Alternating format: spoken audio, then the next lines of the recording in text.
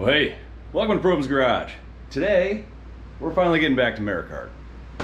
The N2B, as I like to call it. The nut to butt cart. It's not really a side-by-side because the seats are front and back, so I think it might have to be called the N2B.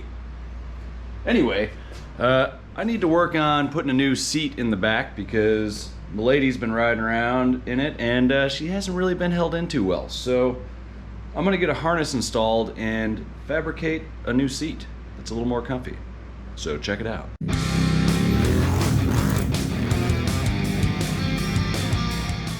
So I've been putting on headlights and turn signals. I don't have anything wired yet, but I made the brackets to hold them. I got some tail lights mounted up. They're just on there temporarily. I still need to paint the brackets and all that stuff. But as you can see, I also got the rear seat out because I'm going to try to make something a little more comfortable for the passenger and also install harnesses. I also switched this seat out because originally I stole my seat out of Tater and I kind of needed that back. But the issue that I'm having is mainly this stuff. This and this bar here are forcing the passenger seat too far forward. I know I can get another, maybe 2 inches back if I can change that stuff, but it's gonna require some serious modification.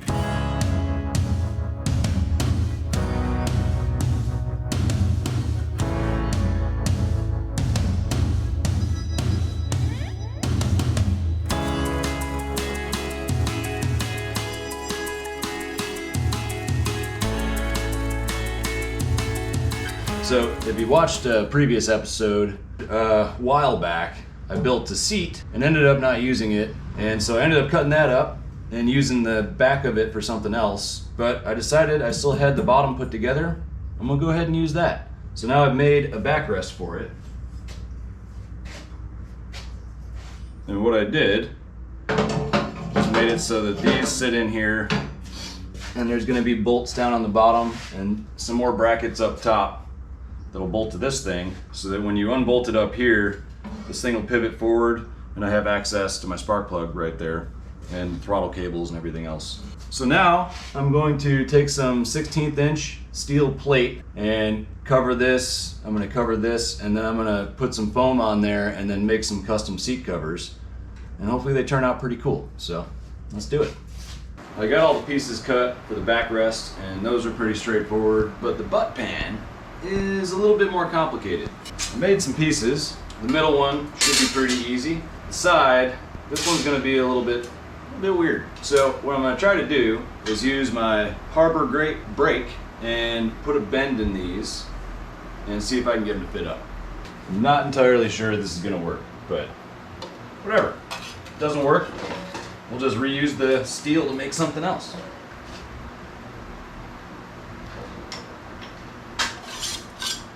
Gonna go a little bit at a time until it fits up right. And I don't think my geometry is gonna work out just right.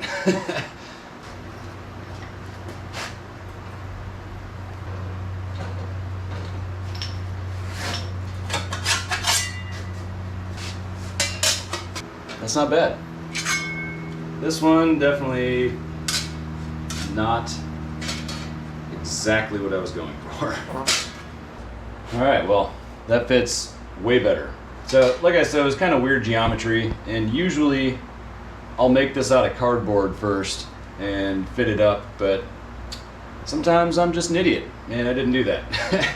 But this one fits pretty nice, so I'm gonna make the other side, and then I'll start getting these all tacked on.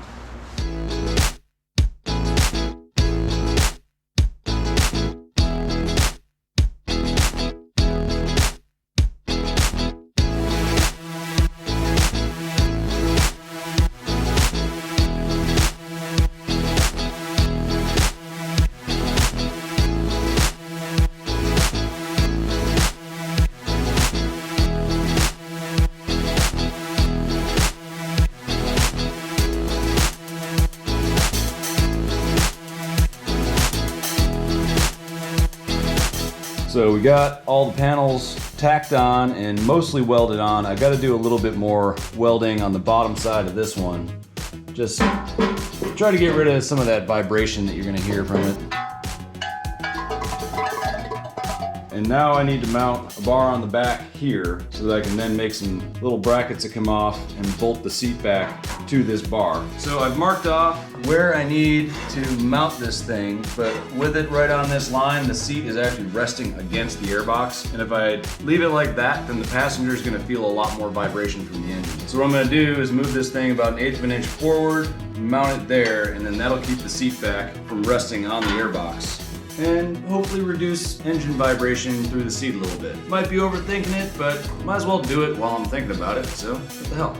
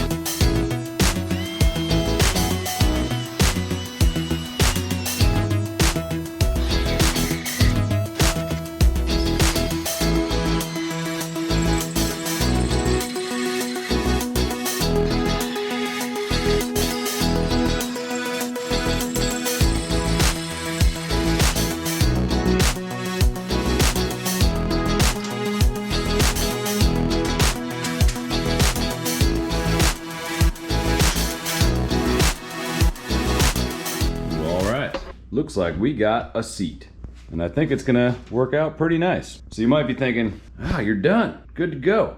But wait, there's more. I'm about to go all Martha Stewart on this thing and actually make cushioning and a seat cover. And I might have actually bought a sewing machine.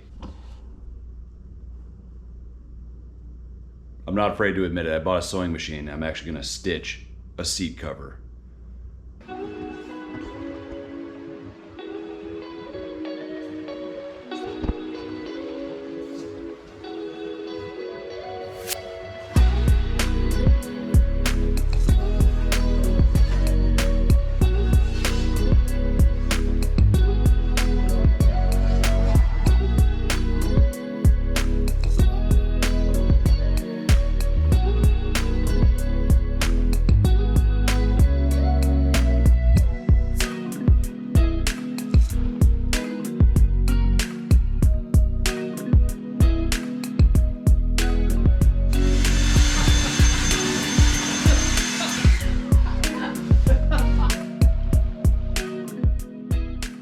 Before I get started, just remember, I have no idea what I'm doing. But we're just gonna go for it and see what happens.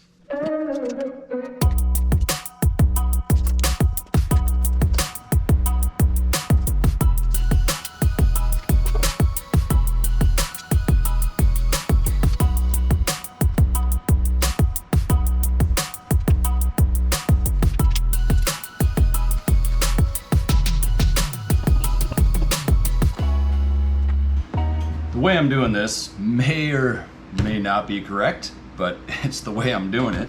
Basically, I'm just marking out the outline of my cushion, which I've cut out and verified that they fit how they're supposed to. And then I'm adding 1/2 inch on the outside. And then I'm cutting other pieces that are gonna go on the ends, and I'm giving those an extra 1/2 inch. And then I'm just stitching them together. So let's check that out. Let's make stitches, bitches.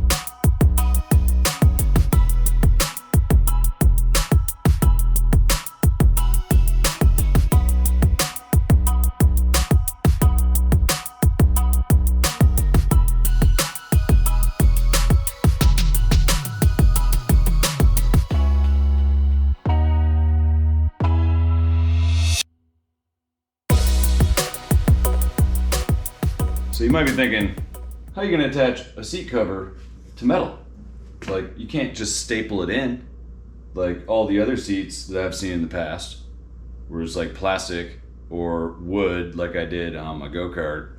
Well, got a little plan for that. I'm gonna use snaps. So just like on my Kirky, it has snaps that hold the seat cover on. I'm gonna try to do pretty much the same thing. So I got these little snaps. I'm gonna drill some holes. I haven't decided yet if I'm gonna go in from the side or from the back. Back will probably be better, I think, because it'll kind of wrap the seat cover around, have a little more surface area to hold the seat cover on. I don't know. I don't think it's gonna make that big of a difference. I've never done it before, but we're gonna see how it goes together. And if it works out pretty easy, maybe you'll wanna do the same thing.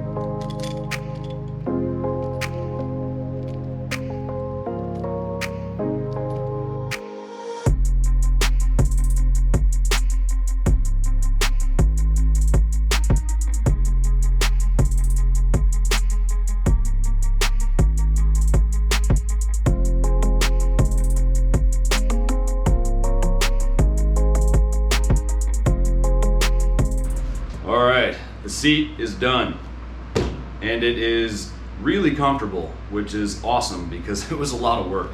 But I learned a lot about sewing machines, or at least how to use one. Was kind of going into this a little bit blind. I have not done a lot of sewing in my life, especially not upholstered seats like this, but it was definitely a great learning experience, and I'll be able to use that in the future because I plan to build more custom seats for future vehicles. Some of the tough spots were where I had to notch out areas to fit around some of my fabricated parts on the seat. I had to redo a couple of these, but that's the cool thing about making your own seats is you can just take the stitches out and redo stuff. Didn't really have to waste a whole lot of material. It actually went pretty well. And I really do like how all the snaps work. If I ever have to remove a seat cover, if I need to clean it, or if it got a tear or something, I need to replace a part, the snaps just come off and the seat covers just come right off. So I think it's gonna work out pretty great. So I appreciate you guys stopping by. Make sure you join us next time because we're actually gonna be fabricating a custom fuel tank because the stock tank for the TL1000R just won't stop leaking. I've tried to fix it I think 5 times now, and it's just notorious for leaking. So I'm just gonna make one. So see you next time on Provins Garage.